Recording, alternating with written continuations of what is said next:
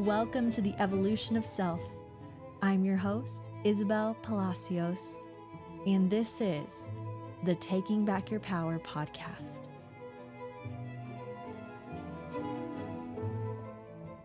Hello, my beautiful angels, and welcome to this episode.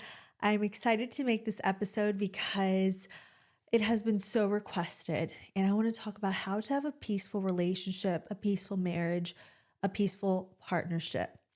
And there's so much I can touch into, but I'm going to be speaking mostly from my own experience, of course, and what works to have a very just happy, carefree, and a good partnership. I feel like our culture and society can tend to be very anti-relationship, anti-happy relationship, and kind of really normalize a lot of toxicity, a lot of red flags, a lot of stuff that I don't believe in. And I think that we have to start seeing relationships in a different light and start seeing them as something beautiful and something fulfilling and something that adds to your life, something that makes you a better person. If you're single or maybe you're in a relationship right now, I think this episode will give a lot of insight to anyone. Even if you're single, even if you're in a relationship, maybe you're in a difficult relationship.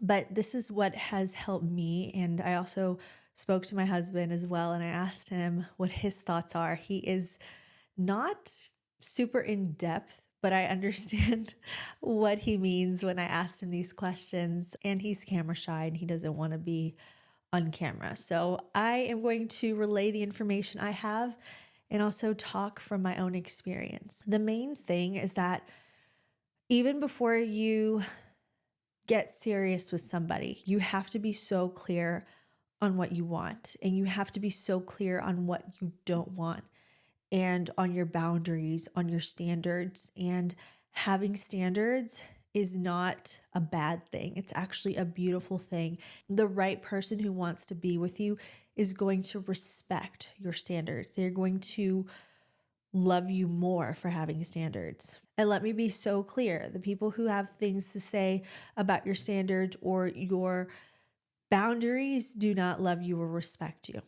I think that's the bottom line in any relationship. But as you form a relationship, even before you get married, even before you start a family, but as you are forming a relationship, you have to view your partner as your teammate. You have to view your husband, your boyfriend, your spouse, whoever, you have to view them as your teammate, not as your adversary, not as your competition. I have seen so much turmoil happen in relationships of people around me because one of them is in competition with the other, or they're constantly in competition with each other. Now, there can be healthy competition if you guys are running marathons together, or you're both salespeople and you compete in that way, but not competing in roles within your home, within your relationship. Because I believe, yes, we are equal, but we're not the same. That no two people are going to be the same. That's unheard of. So making sure that you both have your yin and your yang, your masculine and your feminine, is going to help so much in understanding masculine and feminine traits. Ooh, that is such a taboo subject for some people, but it is so true. When you allow your partner and your partner allows you to naturally fall into your masculine or your feminine role, you are going to be so much happier. And F what anyone has to say outside of your home. If that's what works for you, that is what works for you.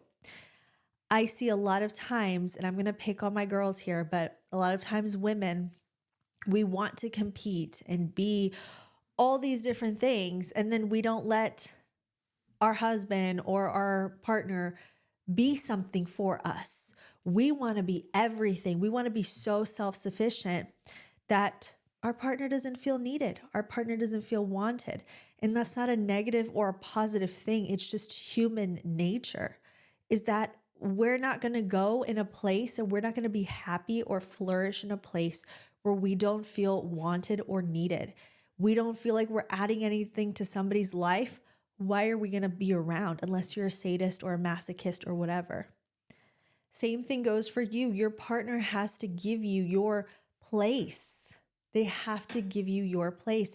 They have to make you feel appreciated. And too much and too often, people get into a monotony of every day. I don't want the little things that I do to be in vain or to be taken for granted. That is how we keep the spark alive. If you start to treat your partner like they're just a piece of furniture, if we start to treat them like no big deal, whatever, the spark's going to die out. And it doesn't have to do with anything physical, even if you're not a physical touch person. But if you are not constantly giving energy and focus into your partner, they're going to feel cold and left out, and they're going to feel like just another piece of furniture. Think about the couples that you know around you that are just thriving. They always look in love. They've probably been together for years. They've probably had tough times. We all go through tough times, but they continuously uplift each other and they're each other's partners. They're not in competition with each other. And when they're having issues, it's not me against you, it's us against the problem. That's a huge game changer.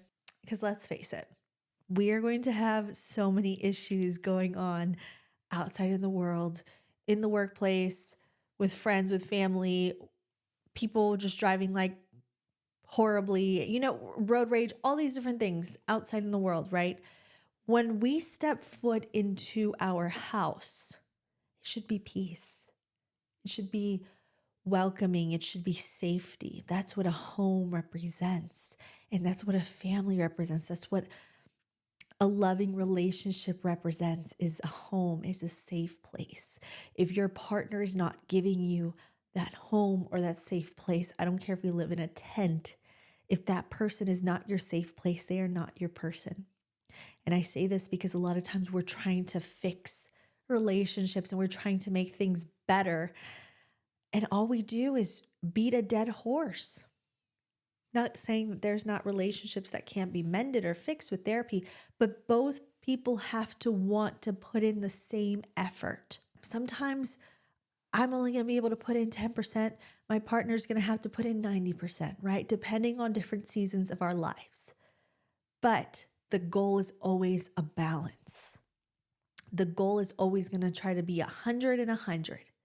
Sometimes for him, it's 60, so I have to give in a 40, or sometimes he's at a 20 and I have to give an 80%, and that's okay, as long as we're working together and trying to come together and trying to give each other the safe space. We're a team. We're a partnership. And our home is a place of peace, not of fighting.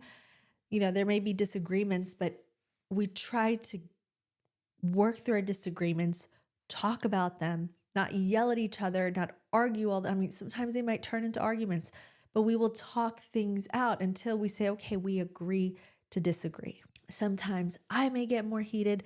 Sometimes he may get more heated, but a rule that we have is we do not raise our voices at one another. We talk things out. I'm also really adamant about letting my voice being heard. I don't believe in keeping things in. If something bothers me, if I'm not okay with something, I will let that be known. And I also let him take the lead in most of the decisions that have to come with our household, with finance, with so many things. But it's not that he makes all the decisions, but I let him take the lead. I don't try to baby him. I'm not his mother. I am with a grown adult, and I expect grown adult responsibilities and actions, not of a child that doesn't know what to do. And of course, he comes to me and asks for my opinion, asks for help from me, and I love it and I appreciate that, and I will give that. Now, when it comes to the kids, for my daughter, I make the decisions, right? I say, I'm going to take her to this doctor. I'm going to buy her these clothes. I'm going to feed her this food. And of course, it's not that he has no control over my daughter, but I take the lead in that area because that's where I thrive and I love it. But does not mean that it's a dictatorship. Does not mean that he makes all the decisions in some ways. I always will let my opinions known. He will have his opinions and we will take those things into account. And that's just an example. When it comes to parenting, when it comes to finances, that's where we usually have our roles, but we always respect each other's opinions because we are a team. We are a team. It's kind of like in a race that you're running and you have a relay race. You're going to have the anchor, you're going to have the starter, you're going to have the two people in between. We're all equally as important to this race, but we all have separate roles. We all do separate things. We all run at different times. That is so key. But this is so important. You have to make sure that whoever takes the lead is spiritually sound. They have a connection to God, that they are leading in a healthy way, and make sure that we're both on the same page, that we're both standing next to each other on a cliff and we're both looking out in the same direction, not me looking in that direction and him in that direction. All that's going to do is create chaos and division. It's going to create confusion because we have two people and one is looking that way, one is looking the other way. And, this person's going to pull the other this way and the other was going to pull this way. And we're not going to be able to move forward in the direction we wish to go into. It's so important that your values align. It's so important that your visions align, that your goals align. They don't have to be exactly the same, but they have to be going in the same direction. My husband has his hobbies. He has his business ventures. He has the things that he wants to do. I have mine and I have my own interest. We do these things together. They don't have to be exactly the same, even though he wants me to get involved in his businesses most of the time. It's okay. I appreciate that. But I always have to set boundaries and say, no, I don't want to do this or I don't want to do that. And we recalibrate and we figure things out, which leads me on to my next point. Communication is key. You have to be willing to communicate everything, the small details. There's this movie called Parasite, which it is a movie about communication. At the end of the day, the wife and the husband never talk, and that's why something really horrible happens in the end. This movie, I'm not going to spoil it for you if you haven't seen it. Watch Parasite and tell me that communication is not everything. Your partner doesn't have to know every single thing, right? They don't have to be controlling. If you have a controlling partner and they want to know everything, that's totally different. But your partner should at least know what you're doing throughout your day, right? That I'm going here. If not just for safety's sake, right? I'm going to go here. I'm talking to this person. I'm going to visit this person. I tell my husband everything I'm doing because if something happens to me, I want him to know. I go on a walk. I call him. I let him know I'm on a walk. I talk to this person. I let him know so he knows the conversation I had with that person. We get on the same page and we communicate almost every detail. After communication, another huge one is keeping your business within your relationship. So what does this mean? Is that I know a lot of people who can tend to go and tell their friends, their family, anyone who will listen, their relationship problems. And what this is going to do is open up your relationship to other people and their opinions. And instead of going directly to your partner or having somebody in between, like a therapist or somebody trusted that will keep these things confidential, and working out through these problems, you're going to have all types of different opinions and you're going to air out your dirty laundry for everyone to see. Nowadays, I see people doing this on TikTok, doing it all over with their close friends, with their family. What happens is this deteriorates trust between your partner and you. How would you like it that every time you did something wrong or disagreement you had with your partner, they went and they told everyone else? If you're doing that right now with your partner, unless it's actually about your safety and your well-being, which if it is, tell somebody immediately. But if it's not, if it's arguments, if it's disagreements, if it's problems you're having, don't go and tell people around you. I know that it's normal to want to tell your friends or your parents or your family, whoever, about issues you're having. But when it's between you and your partner, try to keep those things to yourself. Unless, like I said, something unsafe is going on, unless your safety is involved, unless your well-being is involved, unless there's abuse, of course, tell people. This is completely different. But I mean, within the confines of a healthy relationship, do not be telling everyone your business. Do not be posting about it online. We've all seen those people on Facebook that post, he cheated, da da da da da, and all this, and he's a piece of this, piece of that. They're bad-mouthing their partner, and then the next week they're back with them taking lovey-dovey photos and putting it all out there. It's just not a good look. It's not only not a good look, but it's also not conveying the energy of peace within your relationship. That's not a peaceful relationship. That's a toxic relationship. So you have to both be mature adults, communicate, but also keep your issues to yourselves. Nobody wants to hear it. And the people who want to hear it are happy that those problems are happening for you. So move on from that, grow out of that. That's very immature, to be quite honest. And I see it happen way too much. You will be able to work through your issues better when you face each other and talk about them, keep them to yourselves. If not, go to therapy and then work through it. Finally, don't try to change your partner, but also allow them to grow and flourish in their own way. A happy and peaceful relationship will happen when both are growing together. I remember being with somebody who was always very jealous of the fact that I had followers or the fact that I made videos or that I had a social media presence. And anytime I had to talk to them with something relating to my career or opportunities that would come my way or ideas, they would kind of shut down and not be excited for me. And that's a huge red flag. You have to be loving and accepting and excited for your partner's business ventures, for their career to flourish, because you have to see it as, again, you are a team. What happens within their career and how they grow in their career will also positively benefit you. So if they have a new opportunity, if they have a chance to relocate or, a bigger opportunity, a bigger salary, or they're deciding to change whatever, maybe go back to school and get a new degree, whatever it may be, support them in that, especially if it's something that's important to you, just as you would want them to support you. Not say, oh, well, there's going to be a lot of, nice looking girls at this new city or this new office, da da da da da. Oh, none of that. When you love your partner, you're going to feel something, but you're not going to let that overshadow them growing as a person. That's so insecure to want to keep somebody small just to keep them next to you. And if you feel that way, that you need to keep your partner small or you don't want them to grow or make more money because of your insecurity, you have to work through that.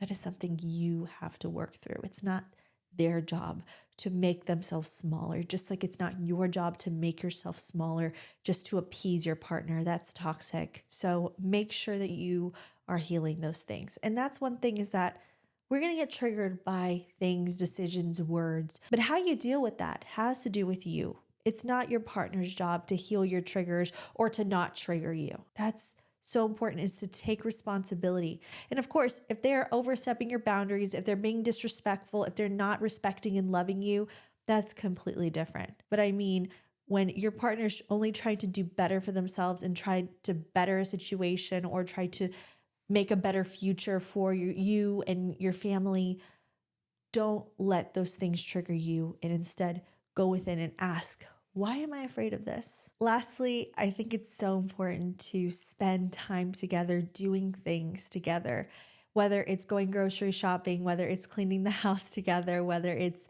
doing at home DIY projects, doing things together instead of just being me, me, me, I. I think we hear a lot about how we have to have our own separate lives from our partners and be independent on our own and be happy on our own. And I think that's really important, but also you have to have this feeling of camaraderie, this feeling of living life together, not just the fun stuff, going out and eating or traveling together, but also just the everyday, the mundane. Right? I think a lot of times people are like, oh, he's going to go on his boys trip and I'll go on my girls trip and this and this. I think you also have to have a lot of time together and really be each other's best friends, be each other's support system, each other's just fun, right? And it's normal and healthy to have a life outside of your relationship, right? But it has to intertwine. I see a lot of people do that. Some people say it works for them, but for me, I think it's really important to be together and to like each other. So many people are like, I love him, but this bothers me and this Do you even like your partner? Do you even like them? You have to get to this place of liking them. especially when you have kids and things get mundane or maybe the careers get in the way, you have to start liking each other. That's the bare minimum, because why even be together? Why even try? It's like the old saying goes, it's better to be alone than in bad company. So you have to be real with yourself. And I totally forgot to say this, but I think the main thing is to always put God at the center of your relationship. Give your relationship to God. Ask God to illuminate both of you, not just him or not just you. Illuminate both of you to be the best that you can be. Ask God to show up in your relationship. Ask God to show up in your marriage. Pray together. Have a spiritual connection together. Talk about these things together. Even if your partner is not so into it, right? Or maybe you're not into it, but your partner is, always be open to having God at the center. It doesn't mean that everyone who's Christian or whatever has perfect relationship. Does not mean that at all. Don't listen to other people. Don't look at other people. But what's important is that you both have a firm foundation and a firm grounding and your values align. I think that's probably the most important thing. So that is it for today's video. I hope you enjoyed it. I could go into so much more with this topic, but if you guys want to hear more about it, I would recommend this book. I think it's called Build Your Empire by Elena Cardone. I've talked about that before. I think that's such a beautiful book to read, especially if you're dating someone, if you're trying to get serious with someone, or maybe you're single, or maybe you're already married or in a relationship and you're looking at things from a business standpoint. Maybe you're entrepreneurial, maybe they're entrepreneurial. Something to really read. I've loved that book for so many years, and it's really changed my mindset around business and also womanhood and being a wife, being a mother. So I highly recommend it. I will link it down below. And as always, my beautiful angels, remember this: no matter who you may be in this life, no matter what your relationship status is or what you look like, always remember your true beauty, your true worth, and your true power always come from within. I love you, and I will be back here for another episode of Taking Back Your Power, and I hope you will join me. Bye-bye.